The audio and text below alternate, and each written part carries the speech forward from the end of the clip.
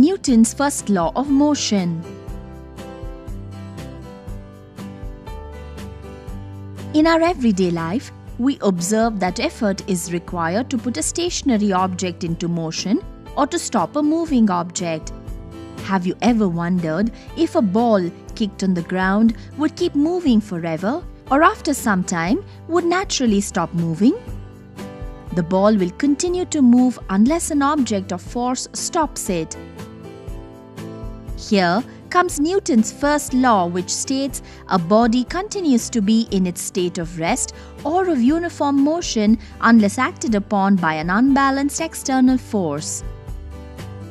To understand Newton's first law, you need to understand what unbalanced force is. If you have seen a game of tug of war, you would have seen two teams pulling a rope in opposite directions.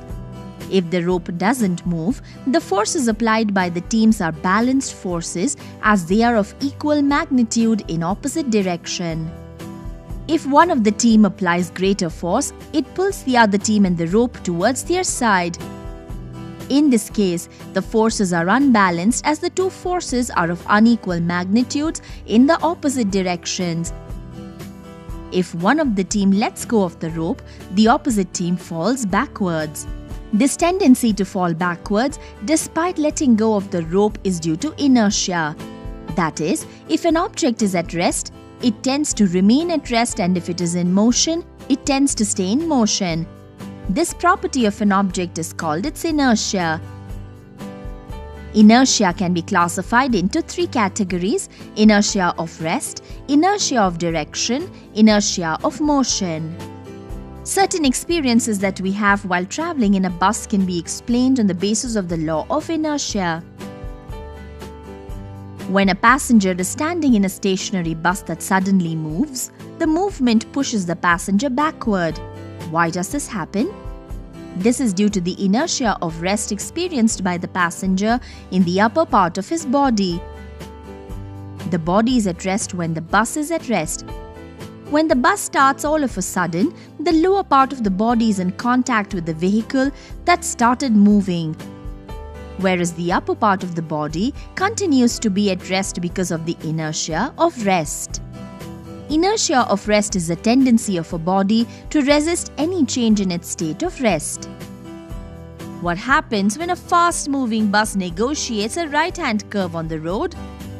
The passengers will tilt to the left. Inertia of direction is the tendency of a body to oppose any change in the direction of its motion. With the application of sharp brakes, the bus stops all of a sudden and the passengers tend to fall forward. This is due to inertia of motion experienced by the upper part of the body. When the bus is moving, the whole body of the passenger is in a state of motion. A sudden halt caused by the lower part of the passenger's body that is in contact with the bus comes to rest. However, the upper portion of the body remains in the state of motion due to the inertia of motion, causing the passenger to fall forward when the bus stops suddenly. Inertia of motion is the tendency of a body to resist a change in its state of uniform motion. Thus, Newton's first law is also called the law of inertia. Well, now this law should make sense. Do you understand why a ball on the ground after being kicked does not keep moving forever? The ball stops after some time due to the unbalanced external force applied by the ground in the opposite direction. Things to remember. Newton's first law of motion states that a body continues to be in its state of rest or of uniform motion unless acted upon by an unbalanced external force. Two unequal, oppositely exerted forces are called unbalanced forces. Newton's first law is also known as the law of inertia. The tendency of an object to continue its state of rest or of uniform motion in a straight line is called inertia. The three types of inertia are inertia of rest, inertia of motion, and inertia of direction.